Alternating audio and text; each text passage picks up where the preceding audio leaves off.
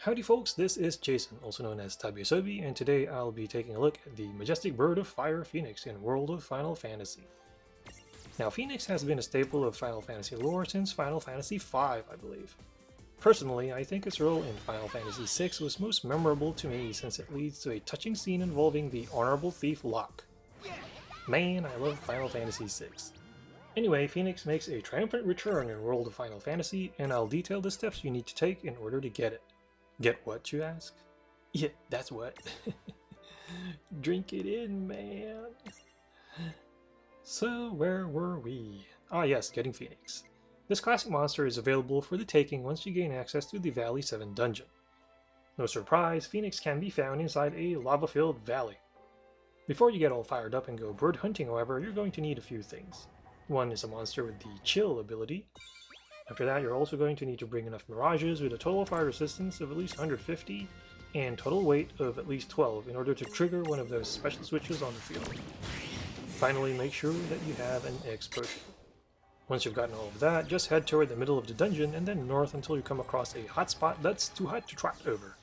Just approach it and use Chill, and you should be able to get past it. You will then come across a Murk that blocks your path. Inside you will find 3 Mimiculeus. Or Meanculeus to you millennials out there.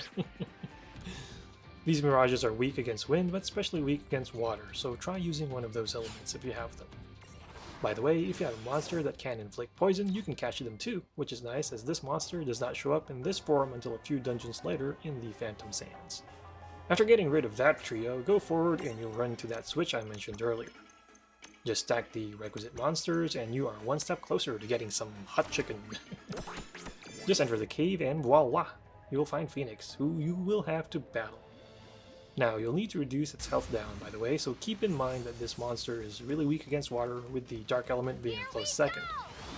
See, in order to trigger its Prism Trinity, you must heal it for a large amount of health. Now, I battled Phoenix during my first time in Valley 7, and I quickly found out that my healing wasn't enough to trigger the requirement. Just as I was about to give up, however, I remembered I had an X potion, which totally refills the target's hit points. So I made sure to take a chunk out of Phoenix's life once again and force feed it the item. Seriously, I laughed out loud the moment I realized the darn thing actually worked. Now just start chucking Pokeballs or Prisms at it, and you should get yourself one fire piece of poultry. I actually wanted to name my Phoenix Objection with an exclamation point, but my adult self overruled my inner 10-year-old. That being said, Phoenix is a pretty neat monster that specializes in fire attacks as well as reviving fallen party members. It's like having a living, breathing Phoenix down by your side.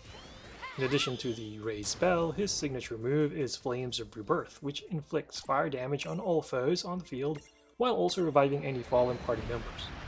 More importantly, it looks freaking cool.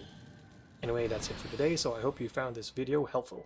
As always, feel free to leave any questions or comments in the comment section, and thank you for watching.